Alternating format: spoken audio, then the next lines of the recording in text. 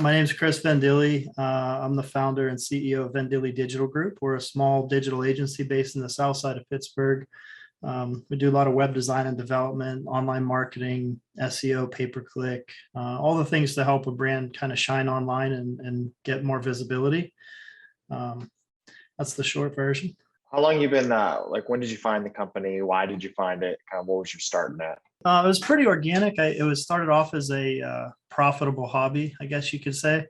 I was doing website projects for like friends and family, and mostly like on referral. Even back to when I was a detective with the city of Pittsburgh, I was actually in the computer forensic unit, and over time started to get kind of bigger and healthier projects that took more of my time, and made the leap to full-time entrepreneur in 2014 after probably 4 or 5 years plus of kind of freelancing and moonlighting, I guess you could say. And what was the deciding factor for you to like advance yourself and kind of move from, just doing a moonlight kind of side gig to be like, oh, I should make this a full business? Yeah, it was sort of a buildup. At one point, towards the end there, when I was essentially working 2 jobs, I had a few full-time employees, a physical office space in the south side, and I was working at the city 4 to midnight, and then doing this, roughly like 7 or 8 a.m. all the way up until I had to sprint across the West End Bridge to Pittsburgh Police headquarters for my shift. And I just started to realize that it was getting to the point where the demand was there, and made sense to really focus and see how far I could take it if I gave it my full undivided attention. What makes your, just not even backtrack a little, like what's your special sauce for your company? Like what makes you unique in your mind? Well, that's a tougher one to answer, I think, for companies in our space. It's so saturated, marketing and advertising in general. Every time I blink, there's like, 10 more agencies. I use the air quotes because sometimes they're 1 to 3 man bands with subcontractors and kind of full virtual agencies. And I think, what's always kind of separated us is we've got a great team of people. Everyone on our team has, a minimum of 5 to 7 years plus of industry experience in either marketing or usually some specialty discipline. So there's a lot of value to be had by, bringing on a whole team of people who can do what we do. And I think another competitive advantage, I guess you could say, is the way we've kind of marketed ourselves. It kind of takes a democracy or a team of people to really do digital right these days. We see a lot of small businesses put out those job postings that marketers kind of joke about. They're sort of looking for a unicorn. They want to hire one mid-level person or even entry-level person who can write content, do design, program a website, understands the technical things like DNS. And most of the time, those people just don't exist. I mean, there's a few of them out there, but we kind of market ourselves as a digital department for about the cost of 1 employee. And that really resonates with our clients. And that's truly how we behave. In effect, it kind of gives us that, that vibe where, we're working for them as a team rather than, as an individual. And we get to be involved with, their planning and strategy. And I guess that, if that makes sense. No, it does. That was great. And speaking to that too, I think you kind of talk about how you had to make a big change, right? Going us on your own, et cetera. And if there's anything true about running the business as well as in the industry of advertising and marketing, like things are always going to change, and things have drastically changed over the last couple of years, obviously for obvious reasons and not so obvious reasons. How have you adjusted and advanced your team and your company forward through obviously what can be very tumultuous times, but also, opportunistic at the same time? Yeah, I think you nailed it. I think the only thing kind of constant, not just in our industry, but in business, is things are always changing, especially like in these recent like pandemic times.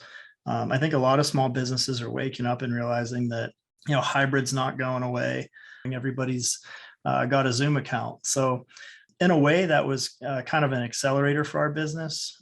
So I think that, those market forces have definitely forced us to adapt. What was like the toughest thing if you had to go from running a business perspective, like just to keep up with the changes? Like obviously you're very open to it, but what do you think was like insights as a leader and owner of a business, especially in the marketing side?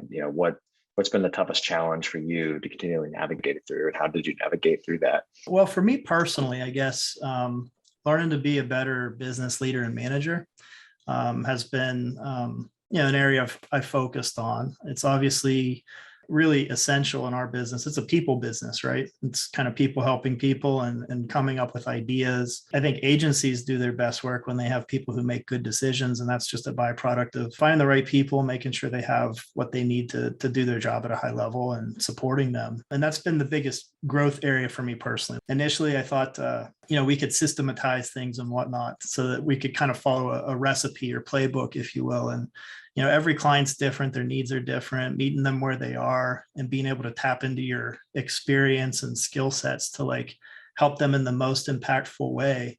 That can be a challenge. It takes soft skills, it takes consulting skills, and you get all that when you have, experienced people who have been around the block a few times. And that's kind of what we focused on.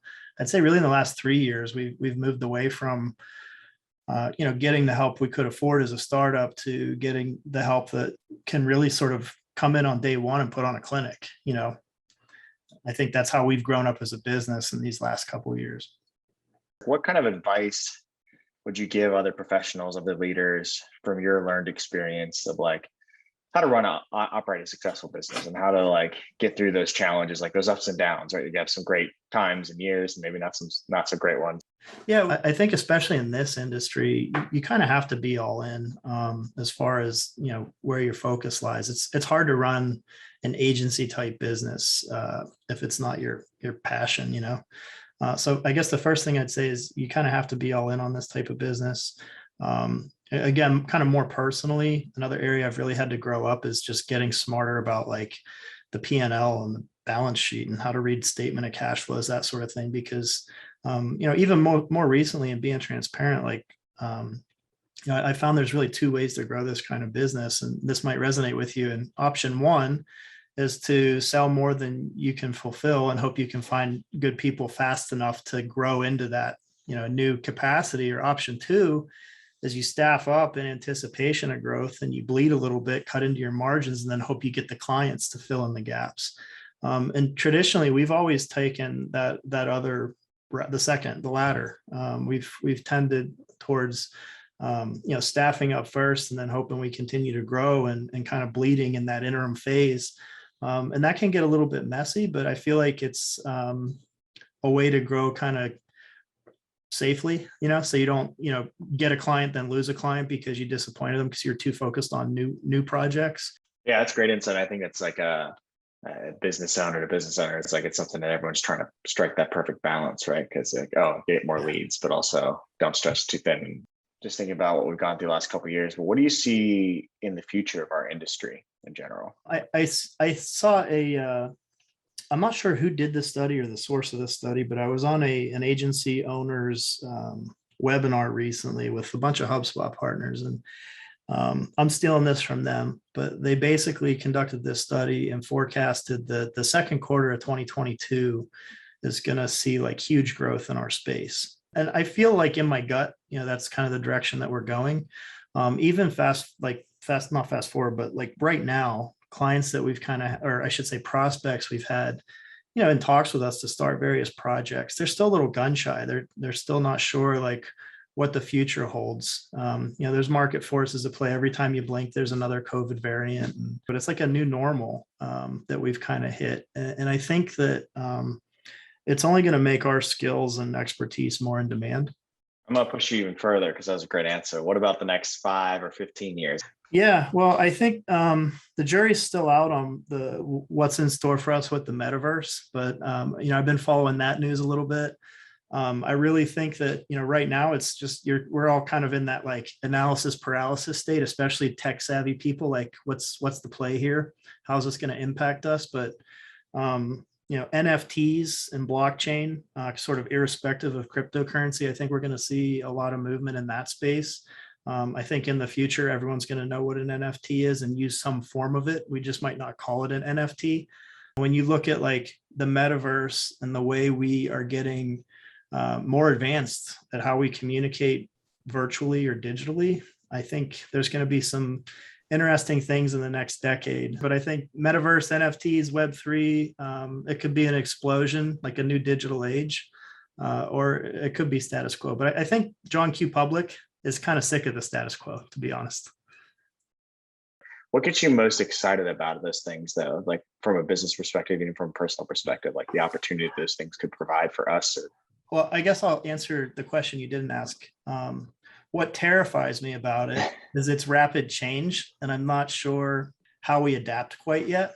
But the other part of me is kind of excited for it because I do feel like, we've got a great foundation, relatively small team, and we're nimble still. And I do like to keep up on these trends and things that are going on in the world and see how we can kind of adapt to meet new needs as they're being created.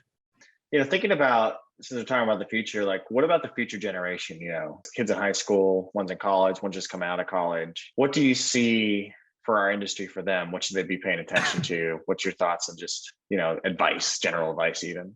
I guess to keep it hyper simple, I think soft skills are very, very underrated in our world. You can have like to focus on design for example, because design's a language that most people can understand or often offer an opinion. You could be the best designer in the world, but if you're not good at like talking to your client or talking to their customers and kind of understanding them and asking the right questions and being a good consultant, it makes your job as a designer harder. So getting back to kind of the way the world is becoming more hybrid, and we're spending less time with other humans. I think those skills are going to still remain important. And I think they're going to be harder to kind of teach and cultivate, as we spend less time in person and less time appreciating the other human you're working with. And just to kind of tie into talking about the future generations, what's like something, I always like to ask this question, what's something that now that you wish you knew, coming right out of college or maybe going right into college? Yeah, I guess paying a little bit more attention to like global events, politics, world politics, national politics, business news. I was kind of oblivious. Like it's easy to overlook like the bigger picture when you're looking for your next meal, right? Straight out of school, you're looking for your first job. But I guess being a better critical thinker about like what's going on in the world, that's something that 22-year-old Chris didn't do. That 41-year-old Chris does a lot more than I ever did before. No, that's a great point. I'd probably say that same thing to myself. What about like, trying to, I think early in the career, it's like, everyone wants to get to the top as fast as possible. What's your advice to kind of figuring it out, but also not like stressing about when it's going to happen? I guess don't be afraid to take the risk when the opportunity presents itself, but you can't really force these things either. Part of it's luck, right? Like right place, right time. Part of it's, your personal position, like as far as education and experience. But sometimes it's better to go be a part of someone else's vision or team to really get the mileage on the tires, if that makes sense. And I guess getting perspective, right? Like different ways you can get perspective. It might not necessarily mean you have to go work somewhere else for 5 or 10 years, but kind of take in that outside perspective and be patient. To kind of go back to client side of things, we're talking about all these new technologies and this rapid change. What are some of the things you're looking at to do for your clients that involve staying up with the change and progressing and staying ahead? So I guess the question is, how do we keep up with the change on behalf of clients? Yeah, for our clients. Yeah. Well, I think part of it is just, again, being the soft skills, like being a good listener. What are the questions that they're asking? What directions do they feel like they're being pulled in, and how do we help them lean in? Obviously keeping up with like industry news and trends. That's something that, I know our team spends a good amount of time on. I think even more important is just kind of hearing that customer voice.